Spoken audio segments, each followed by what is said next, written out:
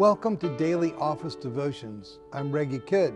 I'm glad to be with you this Thursday in the season after Pentecost.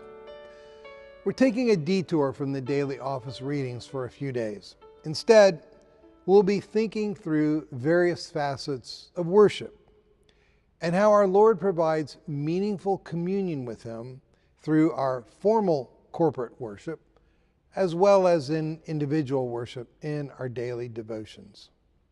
The thoughts offered here are excerpts from articles I wrote for Worship Leader magazine a few years ago. Happy Little Trees. On her birthday, Meg's husband told her he didn't love her and wasn't sure he ever had. 7 months after the divorce became final, he married his girlfriend.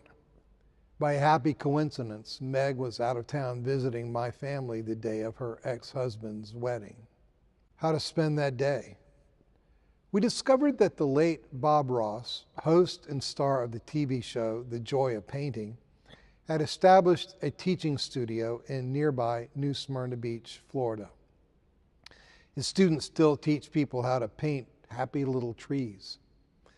The promise was that in a 3-hour session, we could learn the basics and each student would walk away with a personally completed work of art. We signed up for a class. It was amazingly fun. We happened to sit on the back row.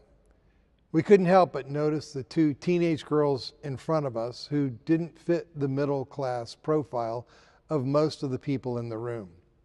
They were accompanied by someone who carried herself like a softer version of Saturday Night Live's church lady. Nobody in the class was having more fun or experiencing more delighted surprise at what was showing up on canvas than these girls. At the end of the class, we were all given the opportunity to pay a little extra to have our paintings framed right there on the spot. Who wouldn't want to do that after discovering they could actually paint something not just recognizable, but really kind of cool? I failed to catch the wistfulness on the 2 girls' faces as they watched classmates' paintings being framed, but Meg noticed. Quietly, she asked the proprietor if she could pay for the girls' frames. Stunned, he obliged. The girls were thrilled. My throat tightened. I knew that Meg's divorce had strained her in every way, financially as well as emotionally. Yet, as deep as the sorrow she carried within her was, her spiritual resources were deeper. On a day in which she could have nursed bitterness, she created joy for someone else. Meg's act was horizontal worship. The gospel changes us from self-centered to other-centered. Vertical worship teaches people that they are profoundly loved. The bread and wine that they take in makes them different people.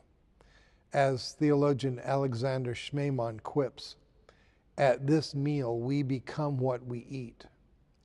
That day, Meg did a lot more than paint happy little trees.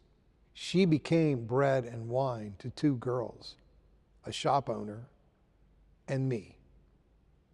Be blessed this day.